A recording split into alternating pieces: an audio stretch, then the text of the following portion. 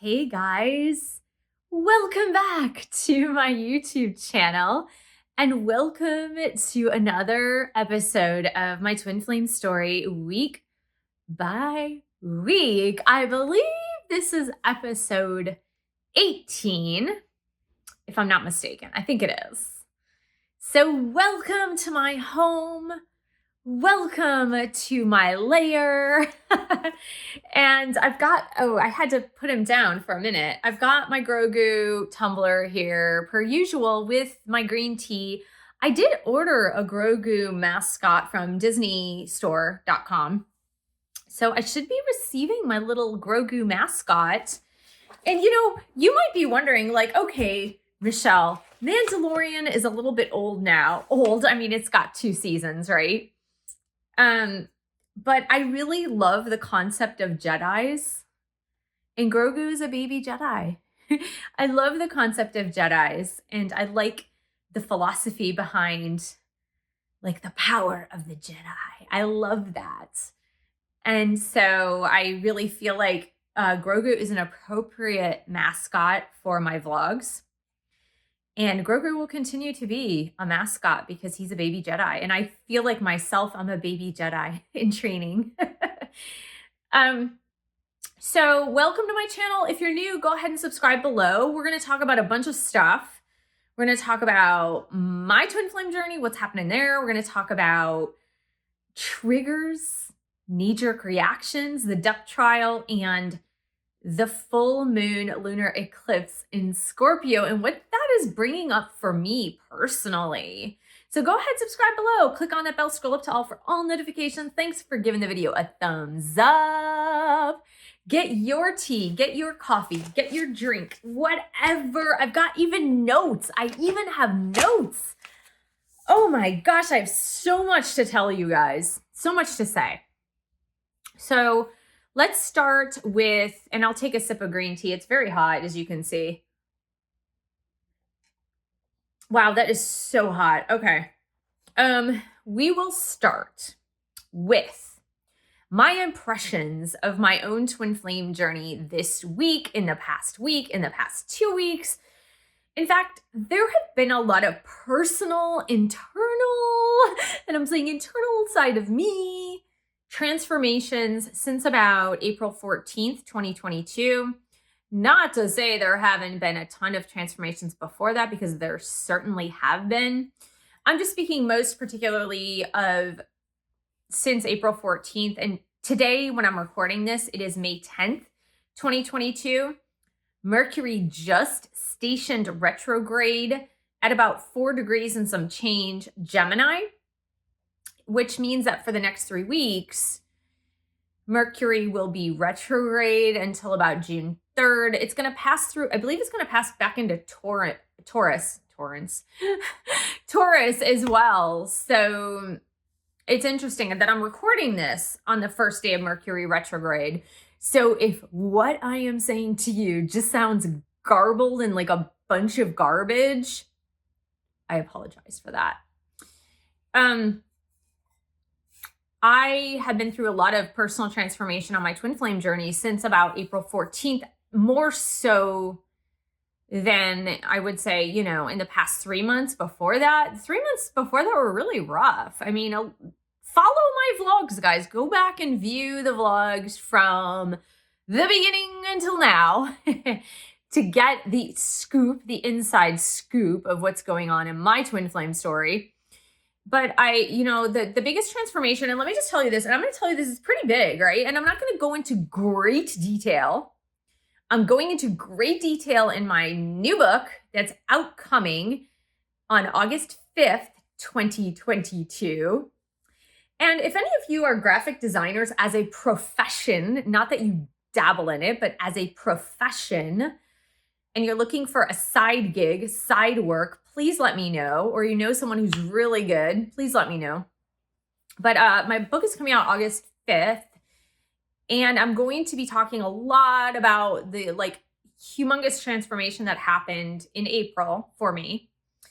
But let me just suffice this to say, I'm going to sum this up in saying that I have reached a point on my twin flame journey where I have met with peace. I've met with total peace and total surrender. I have shaken hands with total peace about my twin flame journey. And that is a huge relief. I mean, it is a humongous relief. Like, I thought that I had reached a place of full-on surrender and full-on peace. But I will tell you right now that it hadn't completely happened, because when it did happen, it was a totally different experience. And I talked a little bit about it in my group coaching. If you're a part of my group coaching, you know this. We have a very small group, tight-knit group in the group coaching sessions. But we talk a lot about personal transformations on the twin flame journey. And that happened for me in that I have reached this state of total peace, total surrender. For me, it truly does not matter what happens on my twin flame journey. It does not matter for me if my twin flame is with me full time, is not with me full time, is in my life in a physical level, is not in my life on a physical level. I know his soul is with me always. It just doesn't matter to me. It just doesn't change the way I feel. It doesn't change my sense of centeredness and peace. So that means if spirit wants to bring me the twin flame in question in the physical 3D world, great. If spirit wants to bring me another soul connected relationship for my physical journey in this lifetime, great. I've just reached that point of total peace and total surrender, and it feels incredibly liberating, really liberating. And if you have not yet attained that sense of peace and liberation and surrender, then I would highly recommend you taking my boot camps. It really helps you on the journey. And I'm doing a free webinar next Wednesday, May 18th at 5:30 p.m., I think. I put the link on my community page today on YouTube. So the YouTube community link tab, if you will, you can sign up for the free webinar just to get more info about the actual boot camps. So yeah, it was a pretty amazing experience. And I didn't really want to talk about it much, which I'm not going to tell you the full on thing on YouTube. I'm just not, because I can't give the full experience on YouTube. I can't give the full experience. I have to put it in writing, and then also just I don't even know that you could understand it fully unless if you experience it fully. So it's just one of those things.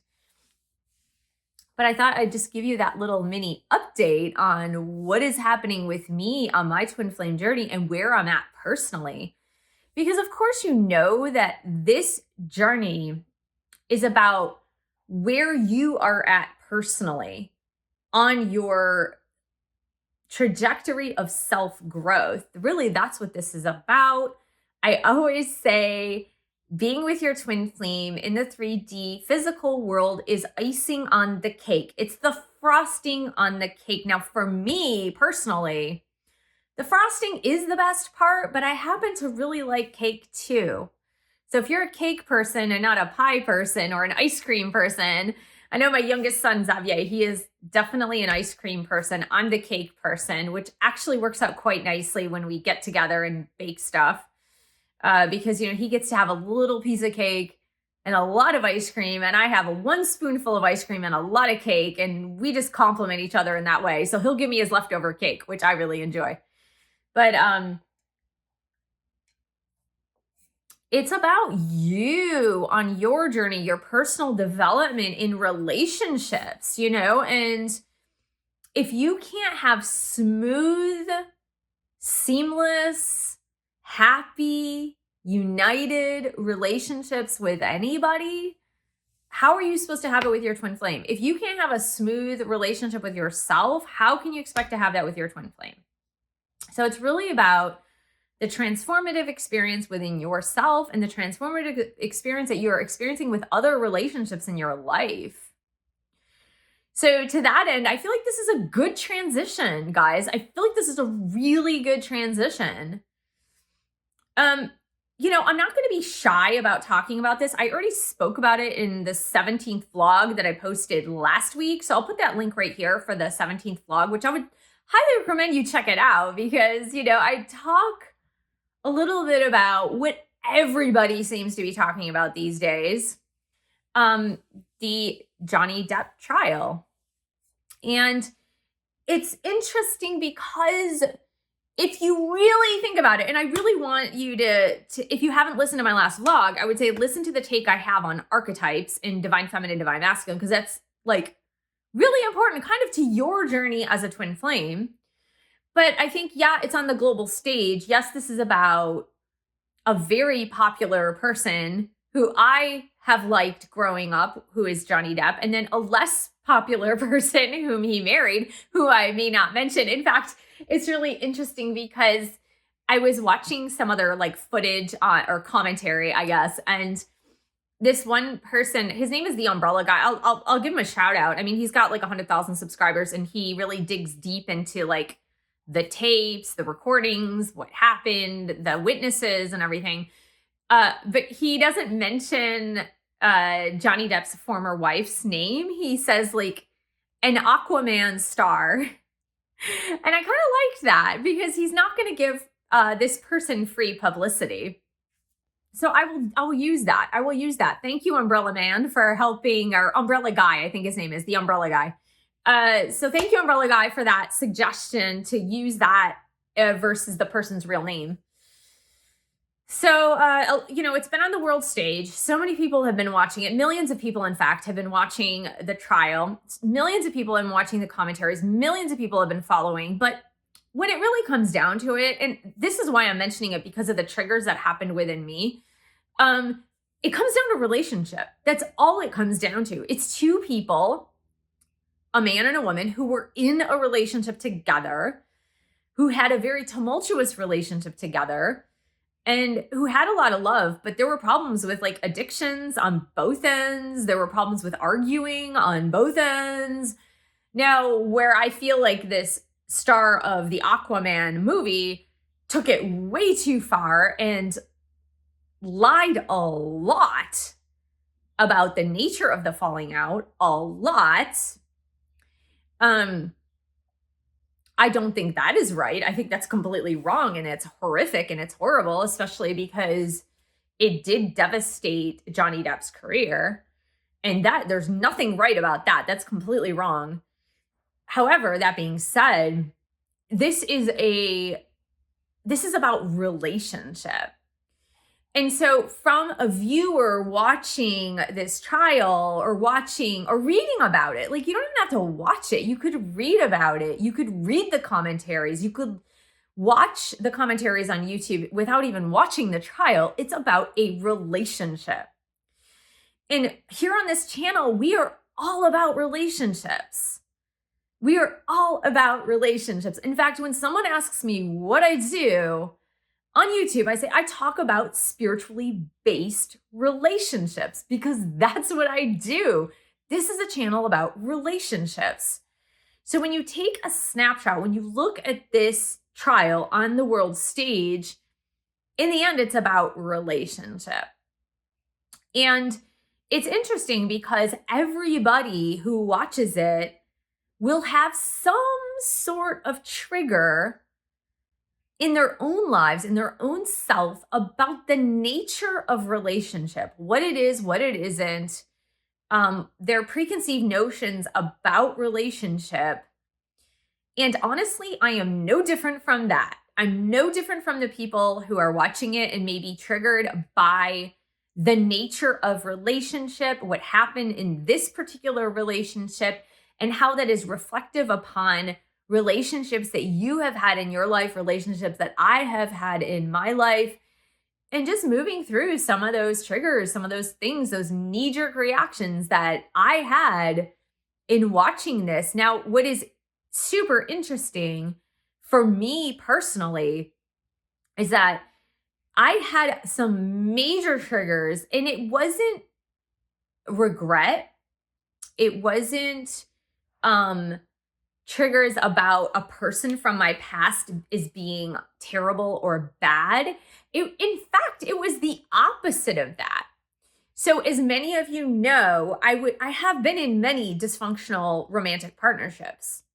I've mentioned this so many times, but the most predominant that sticks out to me is the relationship I had with a person who was an addict and who probably still, I mean, for all intents and purposes, they're still an addict, even if they have been sober and clean, which I don't know. I broke ties with this person. I still love this person. This person is a great person. This person was in my life for, more than 5.5 years. And this person was an amazing person. This person was an addict.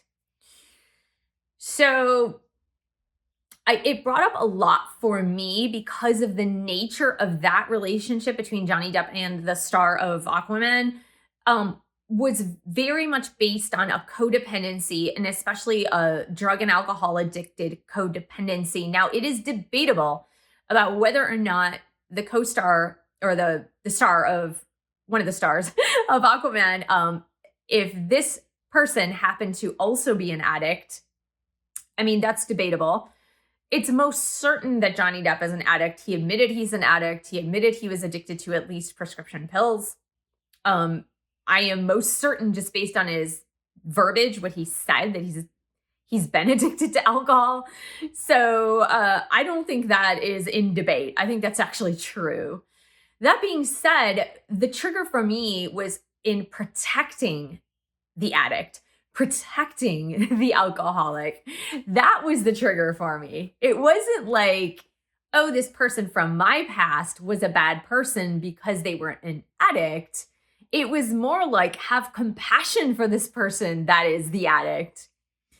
And, I want to say this straight up because I know some of you have experienced, at least 1 out of 10 of you, at least 1 out of 10 of you have an experience with a drug addict or an alcoholic in your life, because that's the statistical evidence, right? And in this day and age, it's probably a higher percentage because of the addiction to prescription pills, as well as alcohol and like straight drugs, right?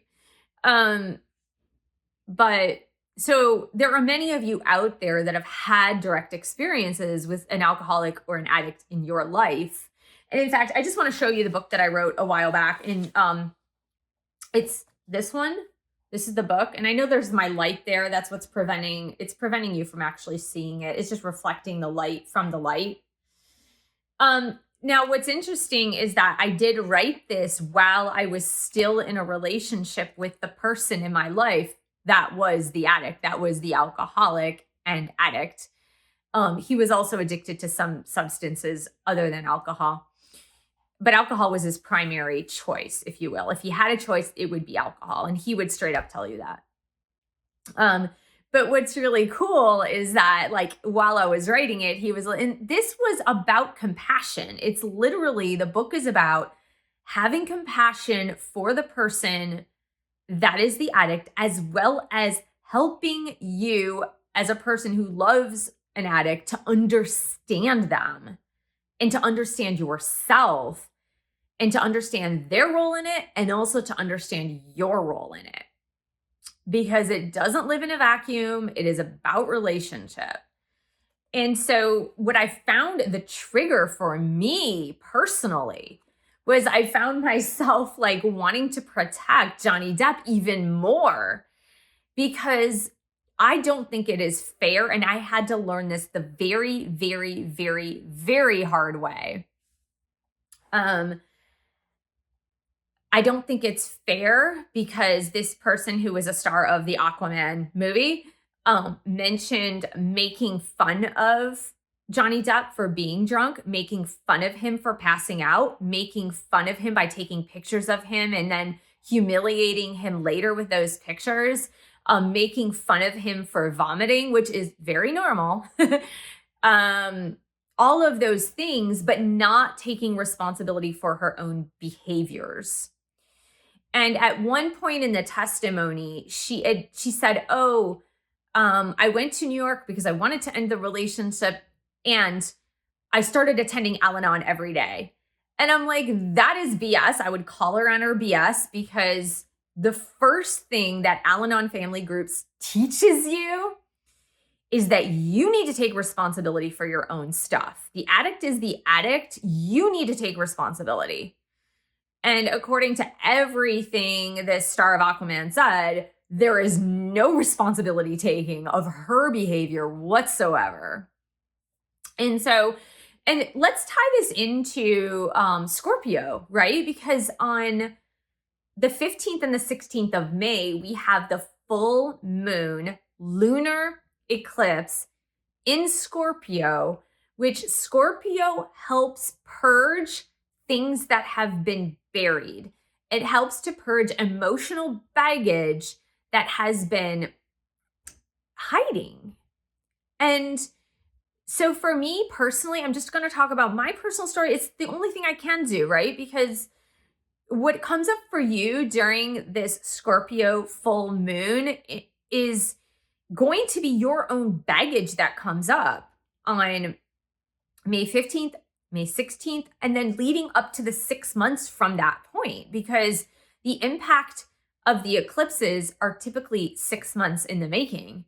So for me, it was in watching this trial, it was realizing how much I wanted to still protect the addict, but it was also like this sense of compassion, is that if you have been in a relationship with an alcoholic or addict, or your parent, mother, father, sister, brother, best friend, whatever it is an alcoholic, is an addict, you absolutely positively know that there are certain behaviors that all addicts do.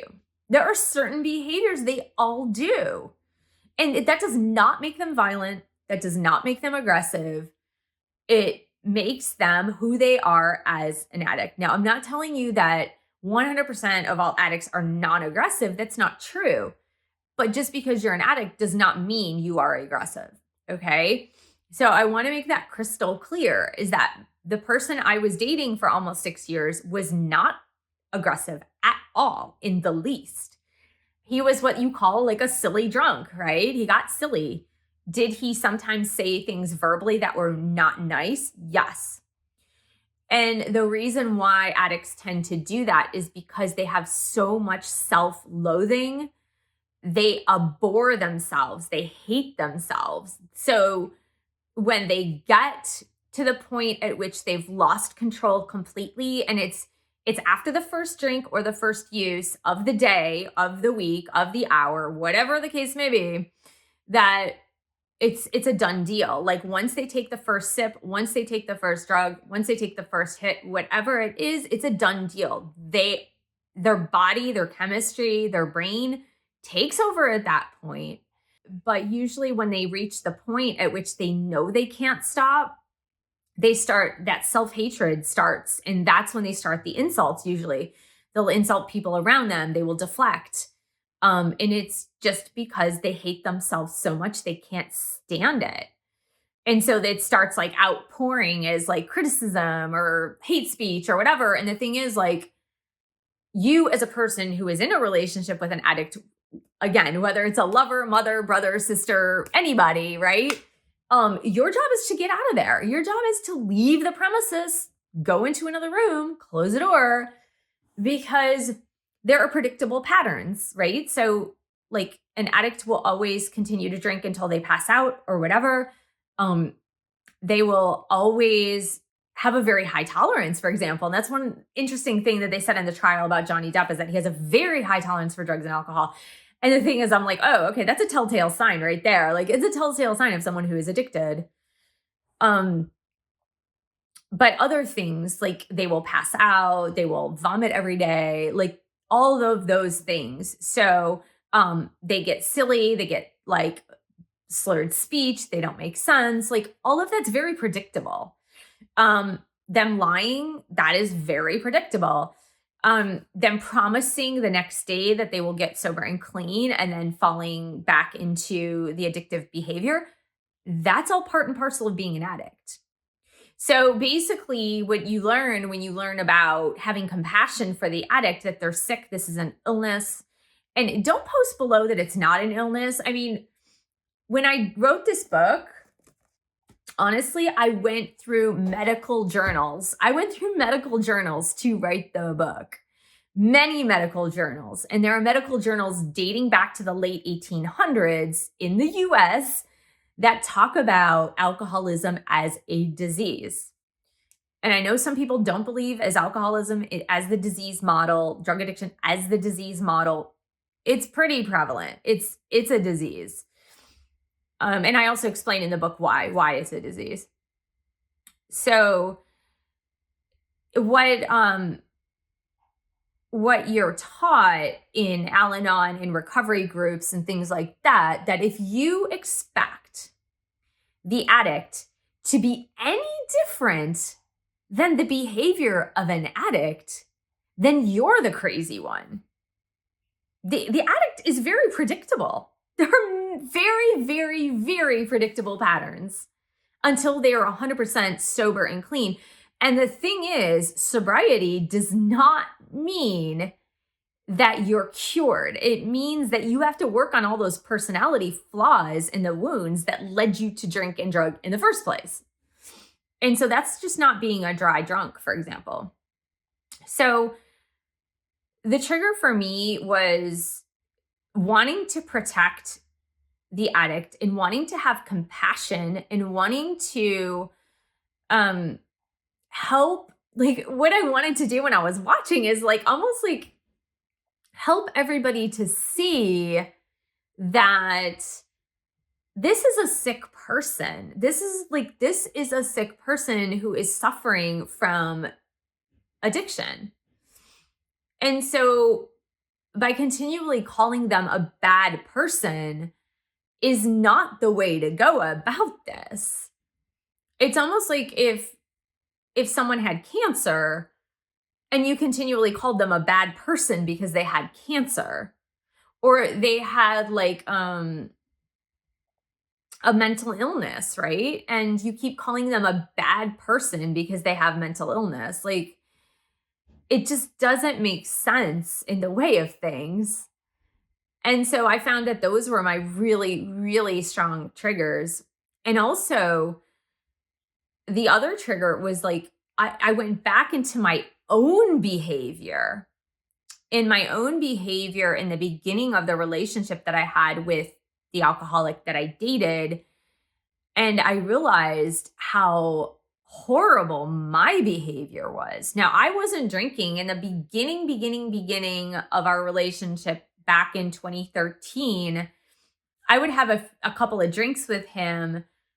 And even though I really didn't drink at the time, like I drank like once a year or twice a year, maybe at New Year's, a glass of champagne, and maybe on a birthday, I'd have a margarita or something. So it was very, very rare.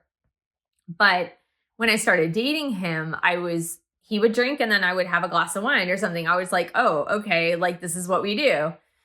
But then a couple months down the road, I just realized like, oh, this is not serving me. I really don't like this. And then I kind of noticed that he was drinking way more. So I didn't really understand addiction till several months down the road. But once I did start to understand addiction, but I didn't understand my role in it, and I didn't understand about codependency.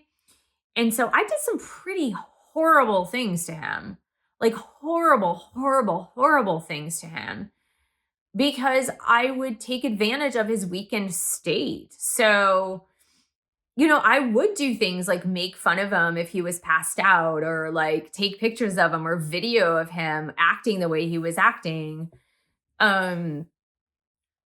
Like I would just yell at him and scream at him because I was angry that he wasn't following through on things. Like it was like this crazy, I was the crazy person in that relationship when it came to it. And it was really until I began reading a lot more about addiction. It was like until I stepped foot into some Al-Anon meetings and even AA meetings at the time to like understand better what this was and to understand better my role in the relationship.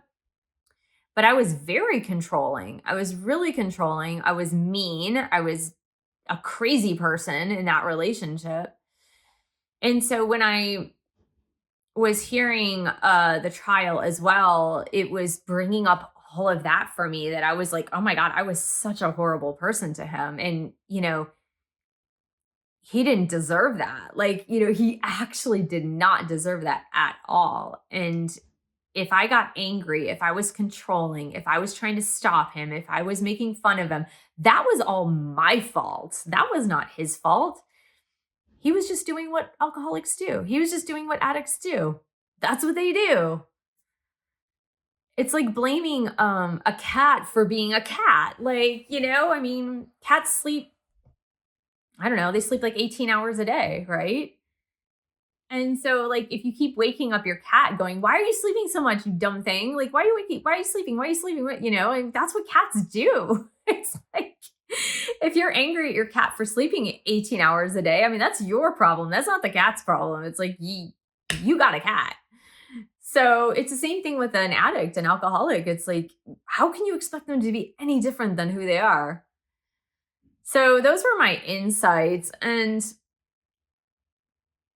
again, this is about relationship, and it is about recognizing who you are in relationship and recognizing how you can change in relationship. And it's about taking responsibility for who you are in relationship and letting the other person be the other person and letting yourself be yourself and not trying to control, not trying to change, accepting the other person for who they are. And if you can't accept the other person for who they are, then there's the door. Honestly, there's the door. And it took me a really long time to learn that. It took me up until probably, I want to say around 2019 to learn that, like in full, right? In full, to really learn that. Where it's like, yeah, you can't change anybody and you can only change yourself. And if you enter into a relationship with an addict, you know what you're getting. You absolutely know what you're getting. It's like, there's no secret. You know exactly what you're going to get. So, and that goes for anything, right? Like, if you enter into a relationship with someone who's poor, who doesn't have any money, can't keep a job ever, you know that too. If you enter into a relationship with someone who's married, you know that too. You were not blind when you went into it. You know exactly what it is. So this is about like taking responsibility for yourself and your part in things. And I feel like for me, that was the biggest learning curve in that particular relationship with that alcoholic person who, again, love the guy. He's an amazing person. I have nothing bad to say about him. Do I have stuff bad to say about the addiction and the behaviors of the addiction? Sure, of course I do. But the person himself that I was like with from, 2013 to 2019, kind of, sort of, because, when I moved, we were kind of on again, off again for a little bit. But I have absolutely nothing bad to say about this person. Absolutely nothing bad. He's an adorable person. But it was a huge learning bit for me. A huge learning bit for me. And watching that Johnny Depp trial really triggered a lot of that stuff for me. So I just thought I'd share that because I really feel like with what's going on the world stage, and of course with this full moon in Scorpio upcoming, that's the stuff I just shared with you. That's the kind of stuff that's coming up. That is the kind of stuff that will come up. And that is the kind of stuff that will continue to come up. So be prepared for that, twin flame. So I hope you enjoyed this episode of my twin flame story week by week. Thank you so much for joining me. Thank you for subscribing to my channel below. Click on that bell, scroll up to all for all notifications. Thanks for giving the video a thumbs up. Thanks for sharing this video with other twin flames. And you know how to support my channel. You know how to do it. review it, give it a thumbs up, buy some books, join a boot camp, all those things. Tell your friends. Thanks so much, guys. I'll see you guys in the next video. Bye.